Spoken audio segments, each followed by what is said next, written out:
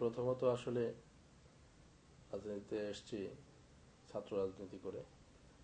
আমি উপজেলার ছাত্রলীগের ভাইস প্রেসিডেন্ট ছিলাম এবং সেখান থেকেই বাবা যেহেতু এমপি ছিল, তো সেখান থেকে আমার মানে রাজনীতির হাতে খড়ি।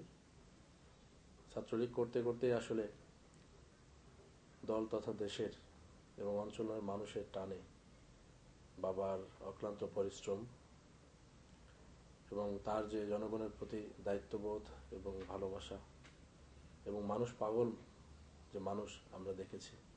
আমার বাবাকে না দেখলে আসলে বোঝা যাবে না যে একজন লিডার আসলে কিভাবে জনগণকে ভালোবাসতে পারে।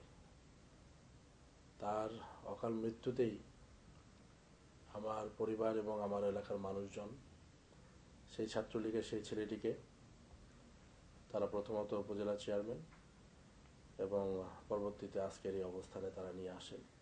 এটা আমার এলাকার মানুষের আমার বাবার প্রতি যে শ্রদ্ধাবোধ, ভালোবাসা, সেখান থেকেই তারা আজকের এই অবস্থান আমাকে তৈরি করে দিয়েছে। এভাবেই ধাপে ধাপে আমার রাজনীতিতে আসা। তো প্রথমতই ছাত্রলীগের সেই দিনগুলো এখনো মনে পড়ে, যখন রাজপথে মিছিল হতো, বিভিন্ন আন্দোলনের স্লোগান দিতাম। তো সেই ছোট্ট জায়গা থেকে আজকের এই শিবলি সাদিক এখানকার অবস্থান আমার। তো মূলত আমার আশাটা বাবার অকাল মৃত্যু। বাবা যদি আজকে বেঁচে থাকতেন, হয়তো আমি সেই ছাত্রলীগ থেকে যুবলীগ অথবা আওয়ামী লীগ পর্যন্তই আমার অবস্থান থাকতো। আজকে বাবা নেই বলেই হয়তোবা এলাকার মানুষ আমাকে এখানে নিয়ে আসছেন। এটাই।